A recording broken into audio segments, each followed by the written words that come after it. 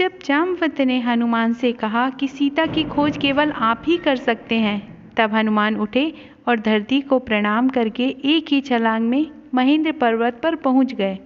उसके बाद उन्होंने एक लंबी छलांग लगाई। रास्ते में गुजरते हुए उन्हें बीच में मैनाक पर्वत मिला। वह चाहता था कि हनुमान जी कुछ देर मैनाक पर्वत पर आराम कर ले, परंतु हनुमान के पास राम जी के कार्य के लिए कहीं बीच में विश्राम करने का समय नहीं था।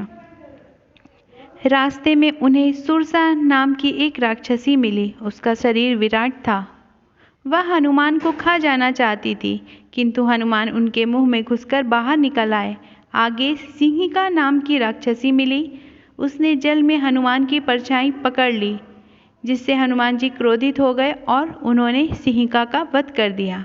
अब लंका दूर नहीं थी। लंका नगरी देखने के लिए हनुमान एक पहाड़ी पर चढ़ गए। लंका सोने की सुंदर नगरी थी। उन्होंने ऐसा नगर पहले कभी नहीं देखा था। इतने विराट नगर में सीता का पता लगाना कठिन काम था। हनुमान ने शाम होने का इंतजार किया और शाम को लंका में प्रवेश किया। वृक्षों डालियों से कूदते फांदते पहरेदारों से आंखें बचाकर वे चुपचाप महल में प्रवेश कर गए। वे चारों ओर सीता की खोज करने लगे। सीता महल में कहीं नजर नहीं आई। तब हनुमान महल से बाहर निकल आए। हनुमान सोचने लगे, रावण ने सीता को कहीं गुप्त जगह में ही छिपा दिया होगा। अंतःपुर के बाहर राक्षस रावण का स्वर्ण रथ था। वे इस रथ को देखकर चकित रह गए। तभी उनका ध्यान अशोक वाटिका की तरफ गया। दीवार लांघकर वे वहां पहुंचे। वे एक पेड़ पर चढ़कर बैठ गए। वहां से उन्हें सब कुछ दिख रहा था, किंतु उनको कोई नहीं देख पा रहा था। अचानक वाटिका के एक कोने से राक्षसियों की हंसी सुनाई पड़ी। उन्होंने राक्षसियों के बीच एक शोकग्रस्त दुर्बल दयनीय स्त्री को देखा। हनुमान ने निश्चय किया कि यही सीता माँ है।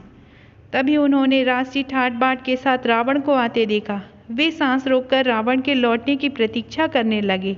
रावण ने सीता को हर तरह से डराया, लालच दिया। सीता कांप रही थी, पर उन्होंने रावण का तिरस्कार किया। रावण ने सीता से कहा, तुम मेरी बात मान लो, अन्यथा मैं तुम्हें तलवार से काट दूंगा। सीता उसकी बात को सुनकर बोली, दुष्ट राक्षस, तेरा अंत निकट है।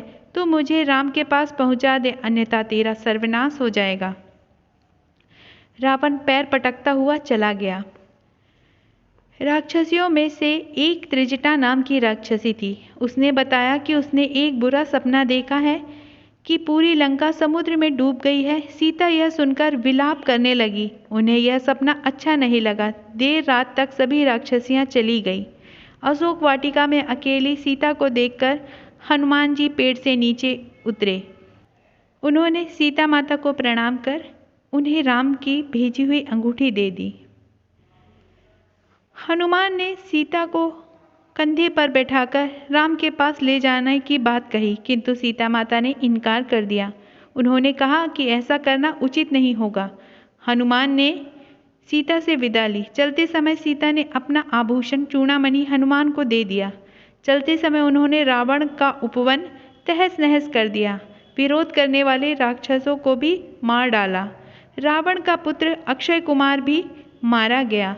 राक्षसों ने इसकी सूचना रावण को दी। रावण ने मेघनाद को भेजा।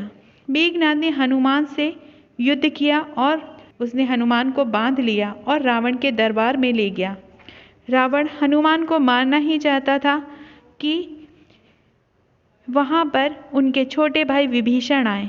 उन्होंने कहा, नीति के अनुसार दूत का वध अनुचित है। आप इन्हें कोई और दंड दे सकते हैं। रावण ने हनुमान की पूंछ में आग लगा दी। पूंछ में आग लगते ही हनुमान पूरी लंका में एक अटारी से दूसरी अटारी पर कूदते हुए सारे भवन को जला दिया। चारों ओर हाहाकार मच गया। सीता सकुशल पेड़ के नीचे बैठी हुई थी। हनुमान ने सीता को कुशल देखा और प्रणाम करके राम के पास वापस जाने लगे। दूसरे किनारे पर सभी हनुमान की प्रतीक्षा कर रहे थे। हनुमान ने बारी बारी से लंका की एक एक बात सबको बताई। सभी वानर खुश थे। और वे किष्किंधा पहुँचे। हनुमान ने सीता का आभूषण चूड़ामणि राम को दिया। उनकी आंखों में आंसू आ गए। भाव विह्वल होकर राम ने हनुमान को गले से लगा लिया। सभी ने निर्णय लिया कि अब लंका पर आक्रमण किया जाए। देर रात तक सबने लंका पर आक्रमण की योजना पर विचार किया और वे समुद्र के किनारे आ गए। अब वानर सेना के सामने सागर को पार करने की एक बहुत बड़ी चुनौती थी।